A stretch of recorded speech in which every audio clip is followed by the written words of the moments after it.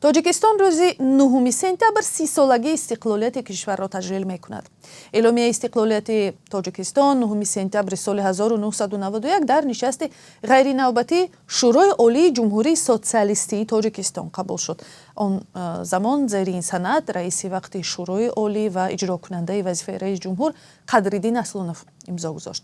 پیشنویس آن را سال قبل سیاستمدار دموکرات و رهبر جنبش رستاخیز طاهر عبدالجبار انشا کرده بود.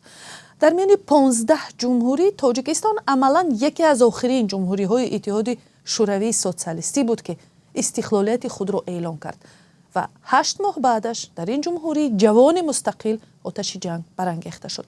تاجیکستان در این 13 ساله تحولات زیادی را پشت سر کرد. آن را برخی تحلیلگران به دوره جنگ، برقراری بعد جنگ، احیای نظام بسیار حزبی و گوناگون اندیشی و پیشرفت نسبی اقتصاد و حرکت به سمت خودکامگی مینامند. تجلیل جشن 30 سالگی استقلالیت تاجیکستان با یک باره تغییر یافتن وضع در افغانستان همسایه راست آمد که بعد 15 اوگوست در اینجا اکثر قلمروهایش زیر نظر طالبان سازمان تندرو اسلامی قرار دارد. تاجیکستان با این کشور بیش از 1300 کیلومتر مرز مشترک دارد و مهمان امروزی رادیوی آزادی سیاستشناس پرویز مولاجانوف است که توسط اسکایپ از شهر پاریژ با ما میپیوندند. سلام جناب مولاجانوف. تاجیکستان تجلیل جشن‌ها را 7 سپتامبر از پرد نظامی در سراسر کشور شروع کرد که یک تصمیم بی‌سابقه است. اگر دیده باشید به نظر شما چرا تصمیم مقامات چنین شد و یا دوشنبه میخواهد کدام پیام بدهد و به کی؟ این با اندازه بنده این شاید پیامی هم وجود داشته باشد در اینجا، چون که وضعیت در افغانستان روز تا روز پیچیده‌تر و وزنی‌تر می‌گردد و در انجام اون وضعیت امنیتی منطقه هم دیگرگون می‌شود، خطرها هم زیاد می‌شوند و امکانیت ترکیش ثبات در تمام قلمروی آسیای میانه هم افزایش می‌یابد. یعنی تا اندازه یک نمود شاید یک نمود پاسخ یک نمود یادآوری با جهانیان که و همچنین با بعضی از همسایه‌ها که با شریکان استراتژی و با رقیبان احتمالی که تاجیکستان ارتش دارد، نیرو دارد و در وضعیت معین میتوان آن را کاربرد نمود. یعنی این را می شود همچون پیام به طالبان هم ارزیابی کرد که این نمایش نیرو است. من فکر می‌کنم که این یک هدف اساسی، البته تهدیدهای دیگر هم وجود دارند در آسیای میانه. شما در یاد داشته باشید اگر به نزدیکی یک نیزه نظرس وجود داشت میان تاجیکستان و قرقیزستان و البته یک هشدار است برای همه همسایه‌ها و همچنین یک هشدار است به جهانیان که تاجیکستان یک بازیگر است که اینچنین ذخیره‌ها و امکانیت‌های خود را اینچنان دارد. و اظهارات پرزیدنت امام علی رحمان درباره موضع‌گیری حکومت تاجیکستان در نسبت حکومت آینده طالبان هم به نظر شما از اینجا منشأ می‌گیرد؟ آره، چون که تاجیکستان برخورد خود دارد، برخورد ویژه دارد، برخورد مشخص دارد نسبت به اون چیزی که در افغانستان صورت می‌گیرد. بله و ما دیدیم که طالبان علاقه برای معرفی اعضای حکومت نوی خود به هر حال رهبریت سیاسی خود شروع کردند. تاجیکستان طوری گفته موقعش را گفته است.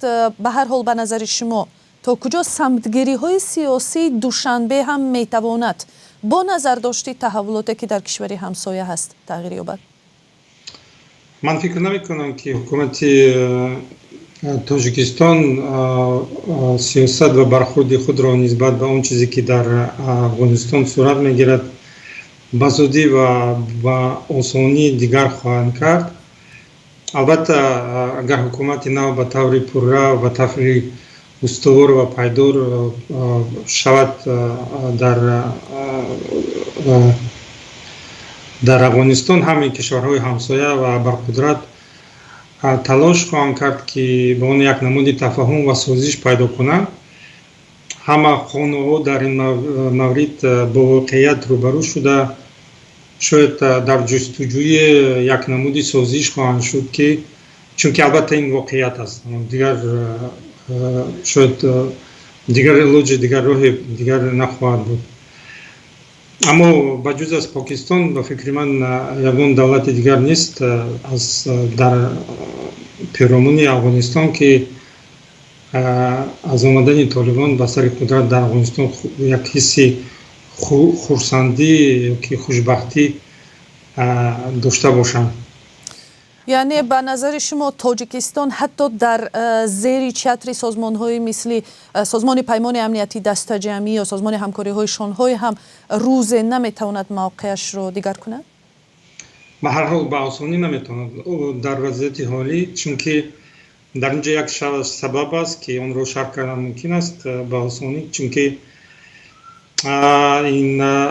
мо ба Афғонистон ҳамсоя ҳастем, ба ҳам мақомоти размӣ ва ҳам ҷомеаи коршиносон инчунин дастрасӣ дорем ба сарчашмаҳои маълумот дар ин кишвар. мо иртибот дорем, робитаҳои пешин дорем, робитаҳои пойдор дорем. яъне он чизе ки дар он кишвар сурат мегирад мо ба хубӣ дарк мекунем ва шояд ҳатто беҳтар ва бештар нисбат ба кишварҳои дигари собиқшоравӣ, нисбат ба кишварҳои абарқудрат. яъне мо як манзараи хеле мушаххас дорем ва мо мефаҳмем, ба фикри ман, ҳам дар сохтори қудратӣ ва дар сохторҳои ҳукуматӣ ва ҳам дар миёни ҷомеаи коршиносон мо ба хубӣ дарк мекунем ки ва боварӣ надорем ки Толибон дигар шудааст ё дигар хоҳанд шуд. ба фикри мо ин ҷунбише аст ки ҷунбиши ифротӣ аст, як идеологии хеле ифротӣ вуҷуд дорад ва дигар нашуд ва дигар нахоҳад шуд. ба фикри ман бархурди Тоҷикистон аз ин сурат мегирад. ва мо дидем ки дар 20 соли охир ин мавзӯъ дар Афғонистон 20 соли охир баъд аз суқут додани режими Толибон дар соли 2001 ҷанг буд ва ин чолиш боқӣ мемонад. хуб, гузарем аз ин мавзӯъ ба сисолагии Тоҷикистон, аз истиқлолияти Тоҷикистон 30 сол гузашт. ҷаноби Муллоҷонов, аз назари шумо мухтасар кадом дастовардҳову мушкилоти асосии кишвар ба назари шумо баёнгари вазъи воқеиву чолишҳои ин кишвар мебошанд? дар нисбати дастоварҳо албатта дар давоми 30 сол онҳо ҳастанд, онҳо хеле назаррас ҳастанд. ин якумаш ки давлатдории миллии тоҷикон аз даст надодем дар солҳои 90 бо вуҷуди он ки хатари хеле воқеӣ вуҷуд дошт, хеле ҷиддӣ вуҷуд дошт. дуюм ки суботи сиёсӣ устувор гардид, шабакаи комондонӣ саркаш решакан шуд, тартиботро аз нав барпо карда тавонистем. ин як даромади хеле назаррас аст. савум дар натиҷаи он як суботи сиёсӣ пайдо гардид дар Тоҷикистон ва албатта суботи сиёсӣ ин як замина барои иқтисодиёт, барои рушди иқтисодиёт одатан ва инчунин дар Тоҷикистон як даре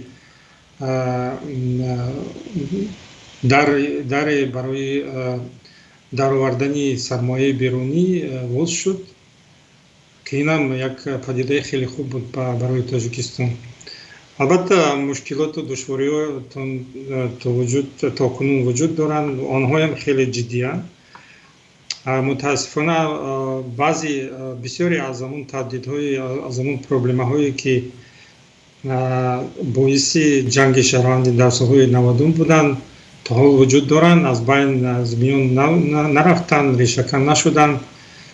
ин албатта дардисар барои ҳукумату дардисар барои мардум, дардисар барои ҷомеа, хатар барои оянда. Агар нисбат бо ин душвориҳо бигӯем, ин беш аз ҳама фасод, ин беш аз ҳама масъалаҳои иқтисодӣ, масъалаҳои иҷтимоӣ, масъалаи вобаста ба сатҳи зиндагии мардум بحران اقتصادی، بحران اجتماعی، رشوه‌گیری. یعنی این همون چیزایی هست که به نظر شما حکومت تاجیکستان باید در سالهای آینده سرش جداً فکر کند، مثل یک درس است که باید اصلاح شود. چونکه نظارت کردن این یک چیز، اداره کردن یک چیز دیگر است. بله. چونکه اداره کردن این نه تنها نظارت کردن، اداره کردن این معنی پیش از همه رشد اقتصادی است، بلند برداشتن سطح اجتماعی و سطح زندگی مردم است. بله. از نظر بسیار تحلیلگران و یا منقدان تاجیکستان که ما میدونیم شمارشان کم نیست، مشکل عمده حکومت تاجیکستان این است که یک نظام خودکامه بنیاد کرده است. در کشور فضای بسیار حزبی وجود ندارد، انتخابات ها آزاد و عادلانه نیستند و مثلا همون بخش سرمایه که شما گفتید و بخش سرمایه گذاری و صاحبکاری حالا پر از مشکل شده است. بخصوص سالهای آخر به این مسئله زیاد تاکید می شود. همه این را خلاف با معیارهای دموکراتی می دانند که از روی کنستیتوسیون تاجیکستان از همین گونه یک نظام را پیشه کرده است. شما با این انتقادها طور من فهمیدم راضی هستید و عموما هرچند شما نظرتون علاقه نسبتا گفتید، به هر حال با نظر داشتی این همه به نظر شما دورنمای کشور چی بوده میتواند اگر که این مشکلات حل نشود یا جدی گرفته نشود؟ من فکر میکنم که البته ما پایه خوب داریم، چون که علاقه دولتداری خود رو نگه داشتیم، لیکن مسئله اساسی برای حکومت فعلی، برای مردم، برای جامعه این پیش بردن اصلاحات و حل کردن مسائل اقتصادی است. و من آنقدر جدا نمیکنم هم دیگر مسائل مردم سالاری و از مسائل اقتصادی، چون که به هم خیلی وابسته‌اند. مردم سالاری رو یک باره به دست آوردن ممکن است. یعنی با شکم گرسنه شما یک نظام مردم سالاری رو پایدار کردن نمیتونید. با شکم گرسنه شما فقط بی‌ترتیبی ناامنی رو ساختن میتونید. اما به هر حال در میانه های سالهای 2000 اگر یادتان باشد درباره جامعه مردم سالار گفتید، ما سازمان های خیلی نیرومند جمعیتی داشتیم که مسائل حقوق بشر را مطرح میکردن، حل میکردن. یک سازمان جمعیتی تا حاضر با سختی ها میتواند مشکلات خشونت در ارتش را مطرح کند و این کاری کمی نیست. وضعیت در داخل تاجیکستان، در اطراف تاجیکستان دیگر شد. همین جامعه شهروندی پایدار نگردید، واسطه های عبور دیگر پایدار نگردیدن. متاسفانه همون شبکه جامعه شهروندی هم از میان رفت، اونقدر پرقدرت نیست. من فکر میکنم که به ما یک دو مسئله اساسی داریم. از یک طرف ما باید اصلاحات رو پیش بریم و از دیگر طرف مردم سالاری رو مستحکم نماییم، پایدار نماییم، چون که به هم خیلی وابسته‌اند. هم برای مردم سالاری اقتصادیات پیش بردن در کار و هم مردم سالاری به اقتصادی مستحکم پیش مستحکم نمیشد.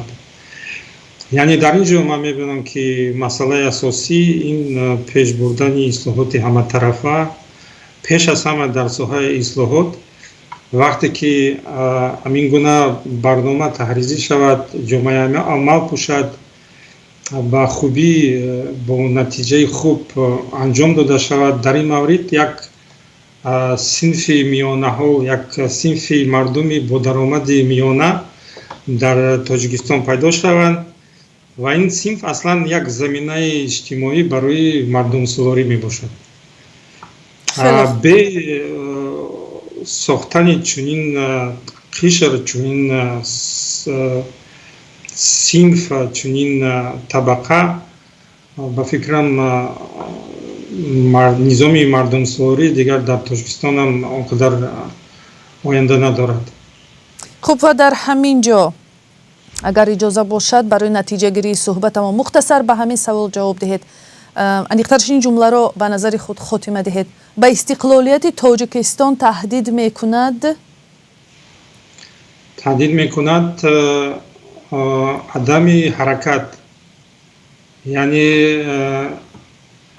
анҷом надодани ислоҳот. Ман фикр мекунам ки ҳамон низоми иқтисодие ки мо дорем, ки аслан бино дар заминаи муҳоҷирати меҳнатӣ бино шудааст, ин модел дигар оянда надорад, ин кӯҳна шуд, онро дигар кард. пеш аз ҳама бояд муҳоҷирони меҳнатии худро дар давоми 2 соли оянда, 3 соли оянда камаш ба замини худ ба ватан баргардонем, ба онҳо як ҷойҳои корӣ пайдо кунем, онҳоро ба ҷойи кор таъмин намоем, ки як шароите пайдо шавад, ки дар он шароит ҳар як касе, ки ҳар як шаҳрванд тавонад ки бо меҳнати ҳалол, даромади ҳалол барои худ ва барои оилаи худ фароҳам карда тавонад.